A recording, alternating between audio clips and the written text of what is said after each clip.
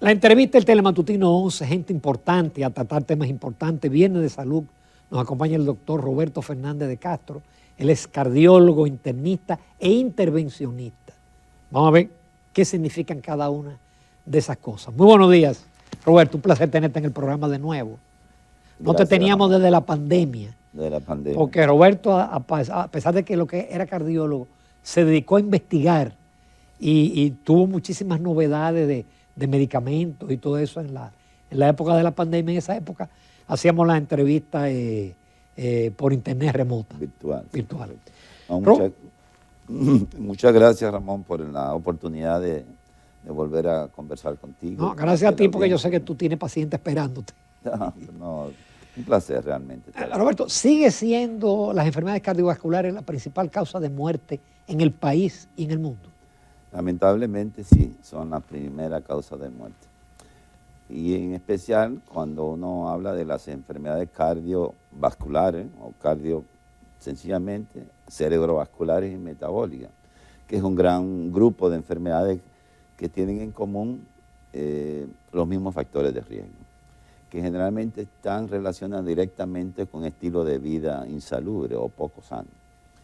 Como tienen tantas relaciones, nosotros hemos propuesto que estas enfermedades sean consideradas como un todo, o sea, como en las enfermedades cardioneurometabólicas, porque cuando usted interviene a hacer una estrategia sobre un grupo de ellas, está trabajando también a favor de las otras, porque como tienen los mismos factores de riesgo. Pero siempre hay factores metabólicos que influyen en las enfermedades cardiovasculares. Claro, todas las enfermedades cardiovasculares, las cerebrovasculares y las metabólicas van de la mano.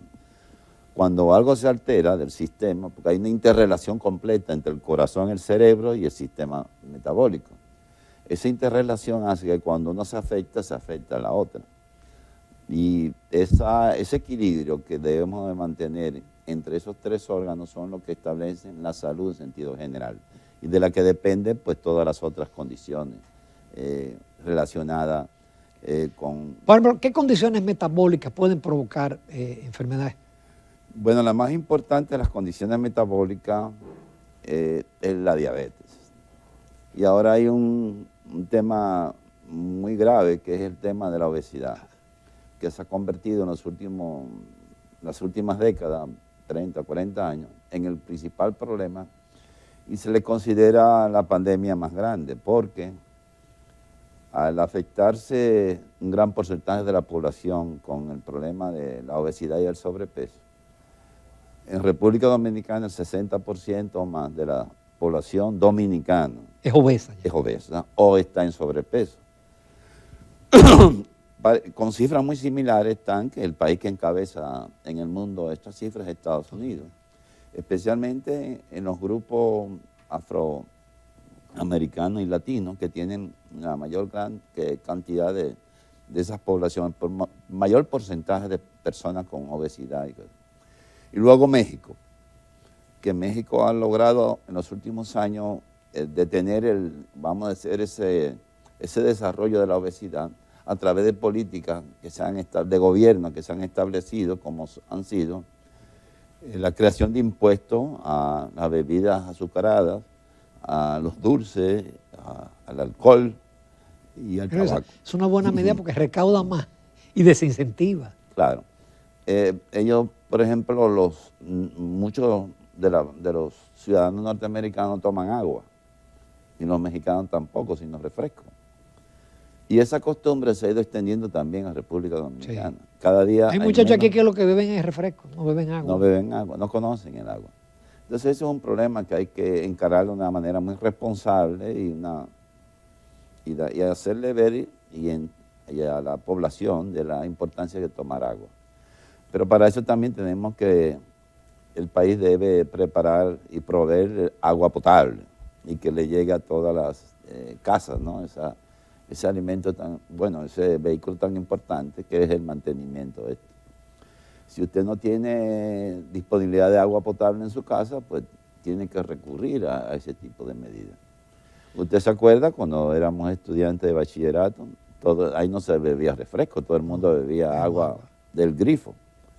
Y todas las Pero escuelas... hoy no se puede beber del grifo. No, hoy es imposible. Yo recuerdo, yo bebía agua del grifo, de la llave. De la llave, hasta de la manguera, ¿no? Bueno, Sí. y que todas las escuelas y los liceos, todas, públicas y privadas, tenían bebederos. Sí. O sea, había una... Pero eso nada existe, eso desapareció. Entonces, una de las medidas que debe impulsar, bueno, el Estado, el gobierno, es la provisión de agua potable a todas las escuelas, los hospitales, los centros de trabajo, garantizar esa adquisición. Que hoy es más fácil porque hay un bebedero que usted le adapta un filtro Claro. y tiene agua ahí. Eso es algo importante y que debe involucrar no solamente al gobierno mismo, sino a la empresa privada que contribuyan a, bueno, a disponer de esos aditamentos para proveer de agua potable a la población. Es decir, que si nosotros tenemos una política dirigida a educar a la gente, a promover la salud, vamos a traer como consecuencia la capacidad de prevenir la enfermedad antes de que ocurra la catástrofe. Roberto, pero una persona que desde niño lleve una buena alimentación, que haga ejercicio, estoy hablando de casos conocidos, pero finalmente, por ejemplo, en algún momento es hipertenso. Bueno, de eso se trata. El problema es que los factores de riesgo que tenemos, ¿no? Y que mucho tiene que ver primero con factores ambientales, como también algunos factores genéticos y estilo de vida inadecuado, esencialmente, que son los que van a, vamos a decir, a desarrollar estas enfermedades y estas condiciones que pueden ser catastróficas. Por ejemplo, una cosa sencilla, el alto consumo de sal, de por sí solo, una persona que consuma más de 2.5 gramos de sal, que son las recomendaciones internacionales por día, y el dominicano puede comer fácilmente en una sentada con un frito verde sí. y aguacate, se puede comer 5 a 10 gramos. Por cada gramo de sal que usted come en exceso, de los 3 gramos, que es máximo, usted va a elevar su presión arterial entre 5 y 7 milímetros de mercurio. Es decir, que si usted, después que se sienta a comer frito verde y aguacate y huevo y lo que hace el desayuno habitual dominicano, y utiliza el salero como si fuese no sé qué, usted fácilmente puede producir una elevación súbita de 20 a 30 milímetros de mercurio. Sin padecer la enfermedad de la hipertensión. Sin padecerla. Imagínese usted que si usted es hipertenso, ese consumo elevado de sal pues va a retener mucha agua y eso va a producir vasoconstricción arterial y va a producir un aumento importante de la presión. En las personas que ya están enfermas, eso puede significar un riesgo para desarrollar una catástrofe como puede ser una trombosis cerebral o una hemorragia, que es la menos frecuente, o un infarto. Es decir, que son catástrofes que se pueden evitar justamente con esa sencillez, educando a la población, botando los saleros de las mesas, educando a la población y enseñándole cómo comer más saludable y no usar la sal, por ejemplo. Otro hábito indeseable es tomar refresco. O sea, el aumento de la ingesta de bebidas azucaradas de todo tipo, pues va a producir el problema grave que tenemos con la diabetes, una incidencia mayor de diabetes y de obesidad. La obesidad va a producir aumento de la presión arterial, aumento de los niveles de colesterol, de triglicéridos, aumento de los niveles de azúcar. Es decir, condiciones que van a relacionar la probabilidad de un evento catastrófico o en el corazón. Un obeso es una especie de bomba de tiempo. Exactamente, con la diferencia que es una granada, una bomba que se le ha quitado el detonador, que va a explotar. No sabemos cuándo, pero eso va a ser. De manera que es una responsabilidad. ¿Y qué otros alimentos? Por ejemplo, los alimentos grasos también son, claro, son dañinos. La ingesta, el consumo inadecuado de grasas a través de la costumbre que tenemos. Anteriormente el dominicano comía muchísimo más saludable, porque no comía esa cantidad tan excesiva de grasa. La comida rápida que se produce no solamente en los establecimientos comerciales, gracias a la influencia del estilo de vida norteamericano, la gente come alimentos, lo que se llama la comida rápida o la comida basura, junk food, que está esencialmente producida con alto contenido de grasa saturada. y a altos niveles eso va a producir, hay alto contenido de sales, por supuesto, y de azúcar. Si usted come mucha grasa o se pone, como la mayoría de los dominicanos que van a trabajar a las escuelas y a los centros de trabajo, alrededor de una fritanguería, a comer las fritangas que se producen allí con un aceite reciclado que se ha Sí. quemado no sé cuántas veces, eso es un veneno directo para el corazón.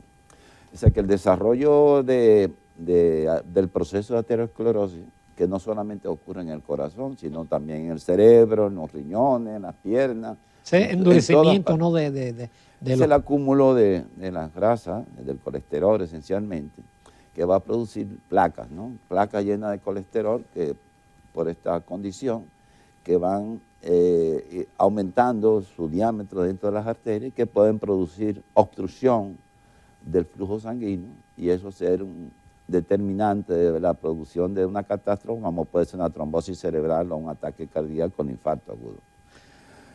Si usted para ese ciclo vicioso que es esa dieta inadecuada y promueve el uso del ejercicio, deja de la vida sedentaria, tiene una dieta mucho más saludable a través del consumo de frutas, fibras, vegetales, de todos los colores, y evitando las comidas grasientas, comiendo más pescado. El dominicano no sabe comer pescado. Vivimos a espalda del mar. Pero no puede ser el pescado frito que hacen en la calle. El pescado no, esencialmente no puede ser frito. Ese con el aceite reciclado. No, el efecto benéfico del pescado se pierde el momento que usted lo fríe. Porque a todo el mundo le gusta decir que lo que me gusta es el colesterol del pescado. Digo, pero es un error, es un grave error. Pero el pescado se puede preparar de muchísimas otras formas, ¿no? Ya sea en la plancha, o horneado, o al vapor, o en el caldero, pero pasando, sin echarle grasas. Sin freírlo en aceite, no es poner una ponchera de aceite y ahí echarlo hasta que se cueza de una manera corrible. De manera que todo esto puede cambiar si nosotros hacemos, digamos, una verdadera campaña de educación y de promoción de salud, que es lo único que va a evitar eso, porque el país, ni el Estado, ni los gobiernos tienen capacidades económicas para solventar este peso, esta carga económica. Porque estas enfermedades no solamente son la principal causa de muerte, sino también la principal causa de muerte prematura, es decir, las personas que mueren antes de los 65 años.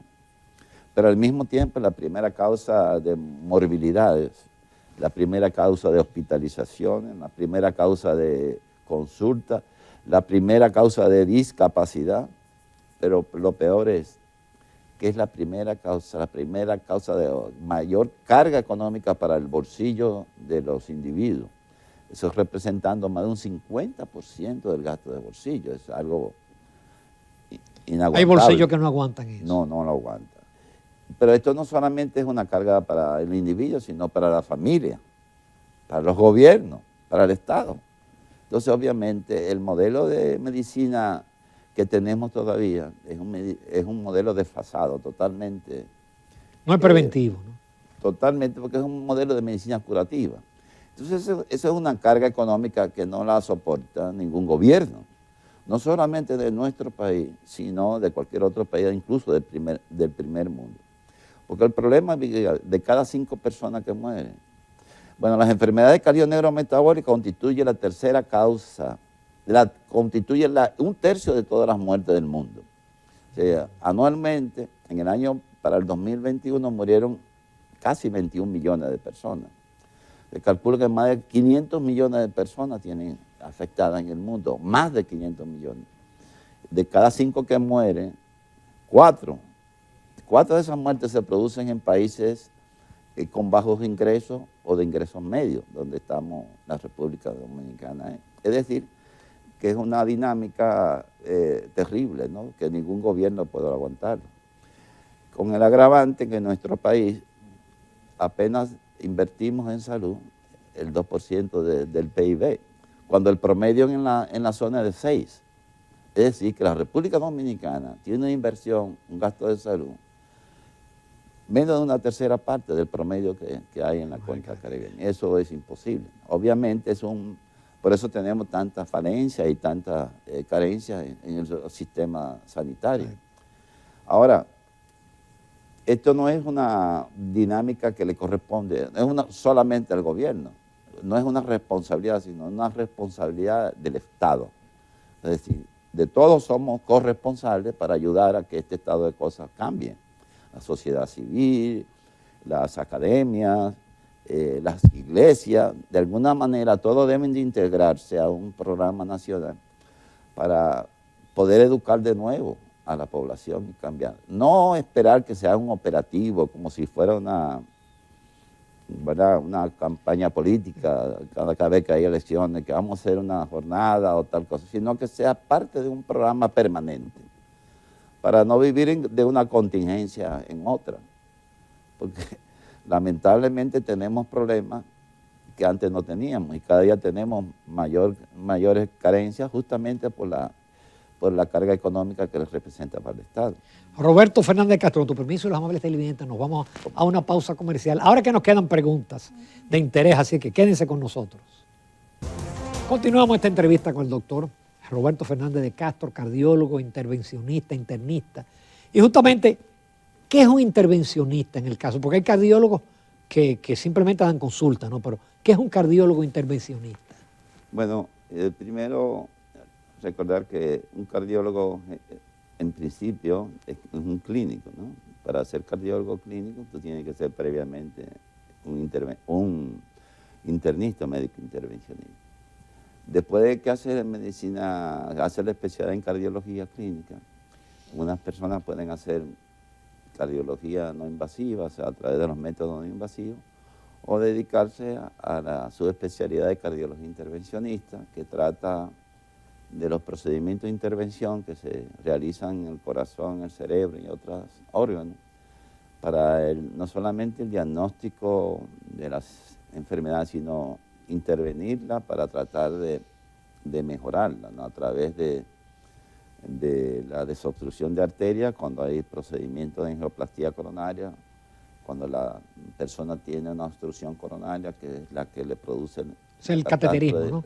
Sí, que le produce el infarto, o sea, y el procedimiento de angioplastía no es más que canalizar una arteria coronaria a través de esos catéteres, introducir unos catéteres especiales de balón que tienen primero un alambre guía que puede sortear y atravesar la obstrucción coronaria, que es cuando la arteria se tapa, y a través de esa guía pasar un catéter balón que tiene en la punta de ese balón, que al inflarlo desobstruye, porque aplasta. Y eso es una intervención corriente, ¿no? En República Dominicana. Sí, es una intervención ya muy común. Es ambulatorio, ¿no?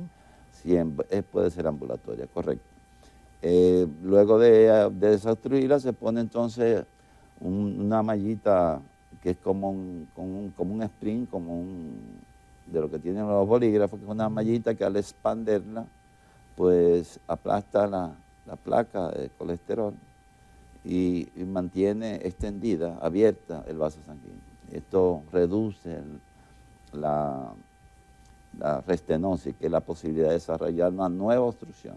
¿La placa qué la produce? La placa de colesterol es esencialmente los esteroides de colesterol que se acumulan cuando tenemos niveles muy altos de colesterol en sangre. Si usted tiene, a medida que usted tiene niveles más elevados, ese colesterol se permanece en el torrente sanguíneo circulando y ese colesterol pasa desde dentro de la sangre, de la arteria, a la pared de la arteria. Al pasar al dentro de la pared de la arteria, eso produce una reacción inflamatoria, porque los glóbulos blancos, los macrófagos, inmediatamente ven ese colesterol que se ha absorbido dentro de la pared, lo ve como un elemento extraño y lo ataca y produce una reacción inflamatoria, produce una inflamación.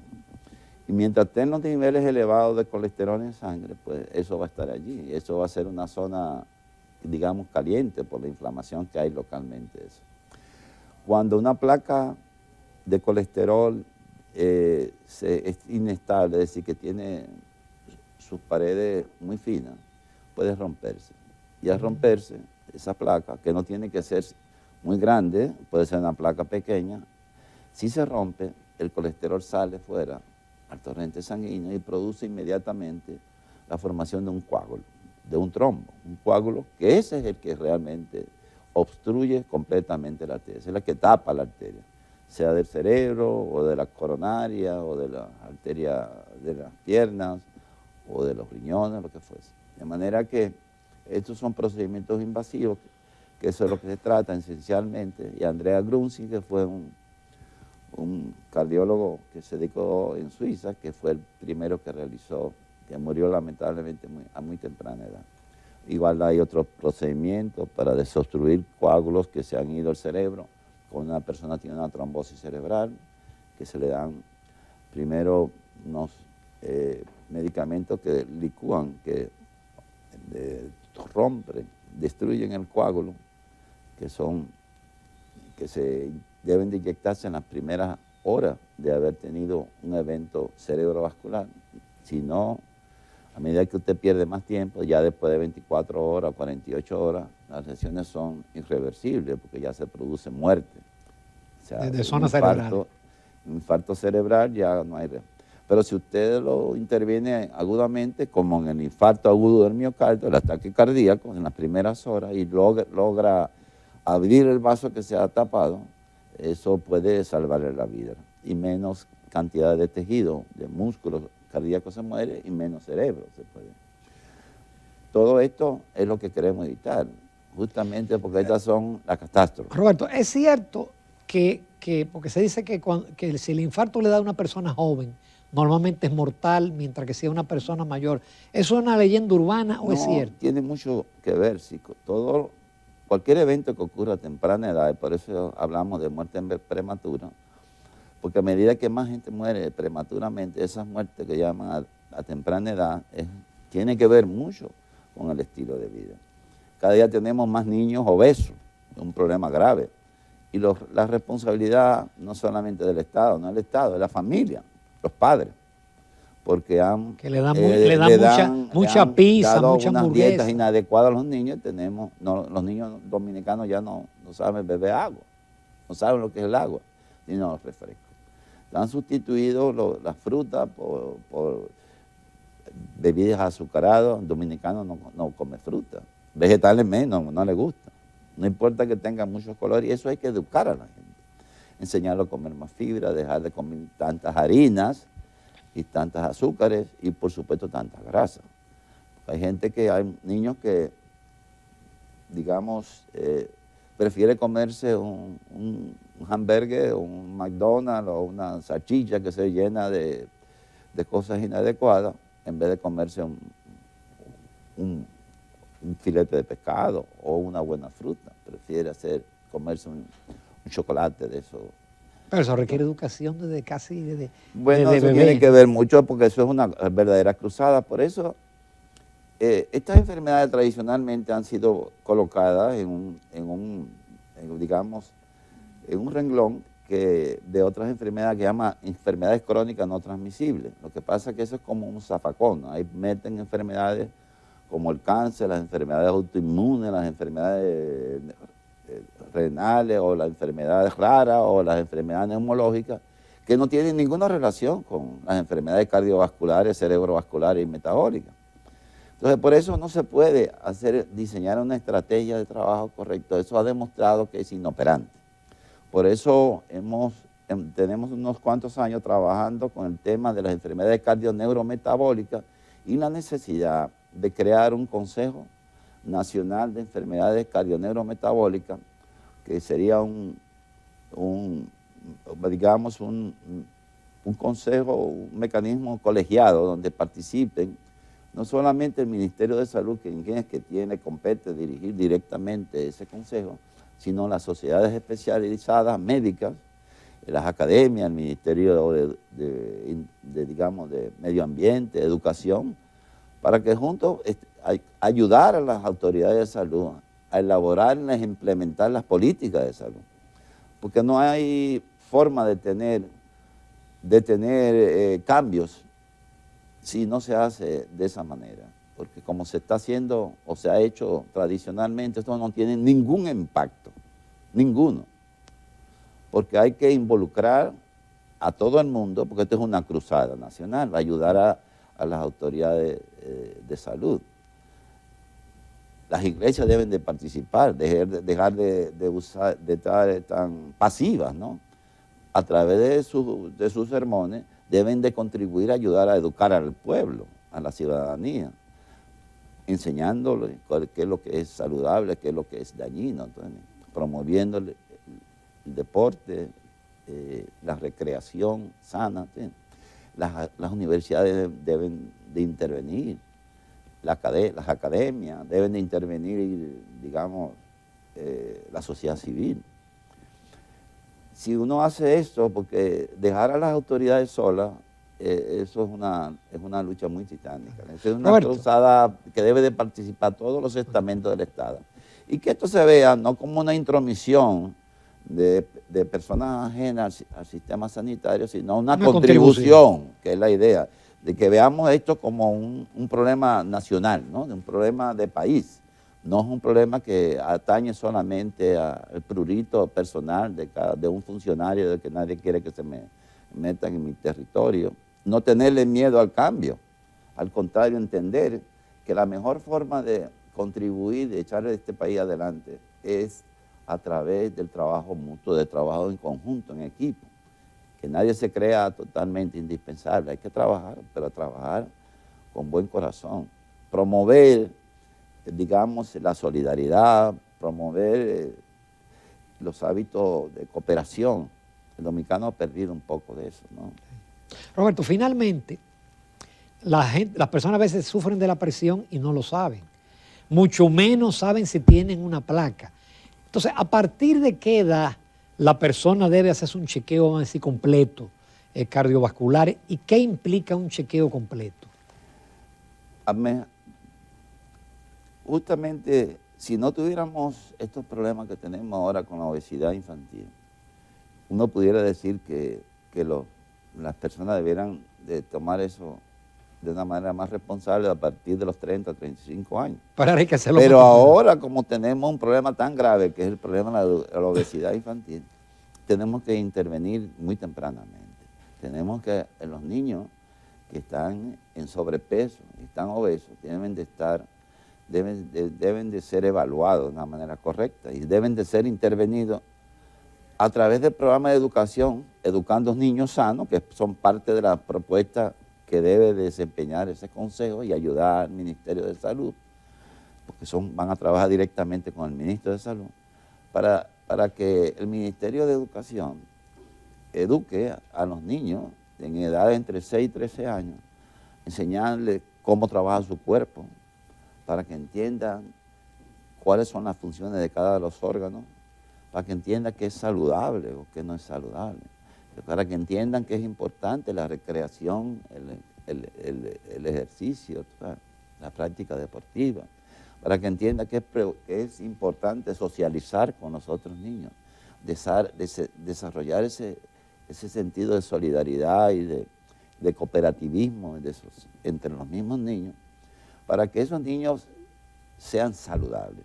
Si los niños se tornan saludables, van a ser adultos sanos, van a ser personas sin enfermedad.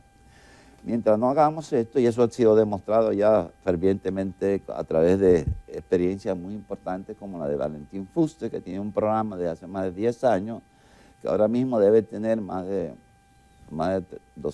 cerca de 100.000 personas con poblaciones en Estados Unidos, en Colombia, en España y en África. Ha demostrado que si usted educa a los niños entre los 4 y 12 años, tempranamente, esos niños tienen una plasticidad cerebral que puedan ser cambiados rápidamente, su estilo de vida, y hacer que esos niños al mismo tiempo se conviertan en verdaderos líderes y agentes de cambio con los padres.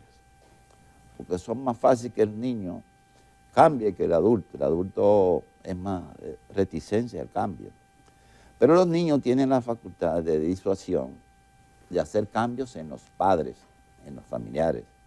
A través justamente de eso es algo importante. Y por eso que estos son parte de unos planes estratégicos que hay que hacer para poder...